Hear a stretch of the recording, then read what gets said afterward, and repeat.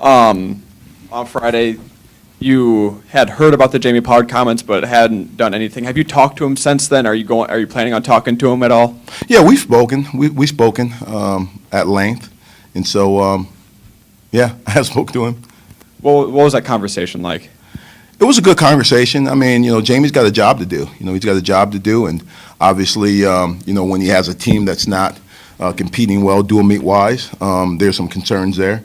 Obviously, our expectations are a lot higher than that. Our program's expectations are a lot higher than that, and so he made me pretty aware that those were his thoughts. You're going into a tough weekend, Oklahoma State, #1 team.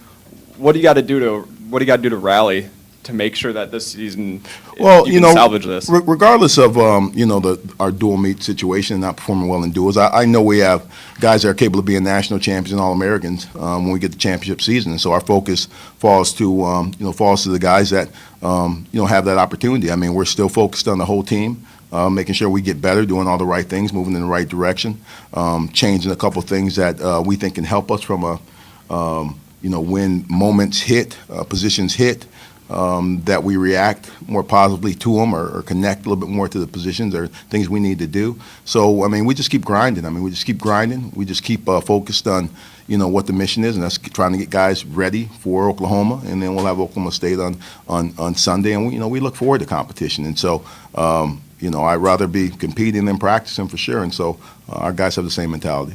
Did Jamie lay out any specific expectation, what he wants to see? I have an evaluation at the end of the year, and if he wants to share with you what his expectations are for our program, I'm sure he will. I'm not sure if it's my position to share, comments and communication that me and Jamie have in private, but I'm sure he probably would answer any question that you might have about, the expectations and direction of the program. Oklahoma State's worst wrestler is number 11 in the nation right now.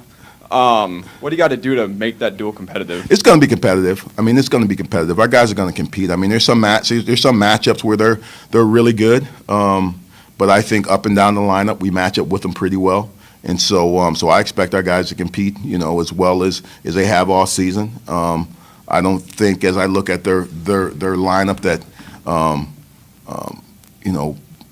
that there's total domination at any weight class for them. And so I think all our guys are going to have a chance to do well, a chance to win.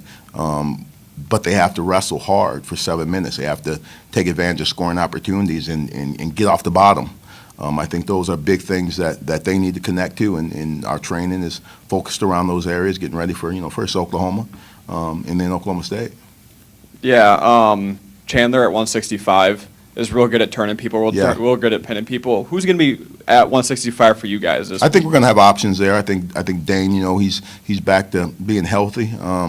If his weight is under control, I think he'll be a viable option. Obviously, Logan coming back into the lineup.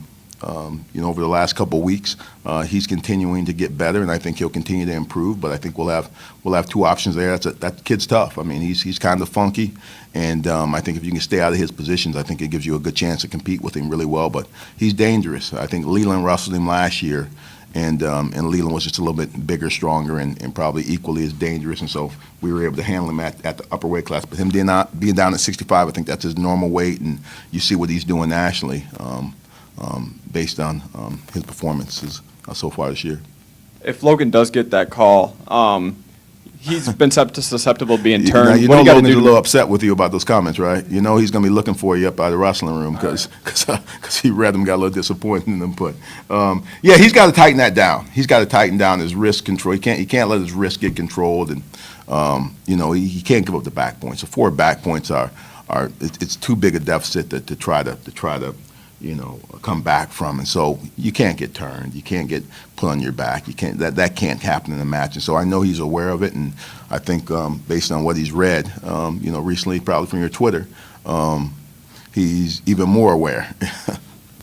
And then Marcus Harrington didn't have the dual meet, hasn't had the season that you probably expected of him.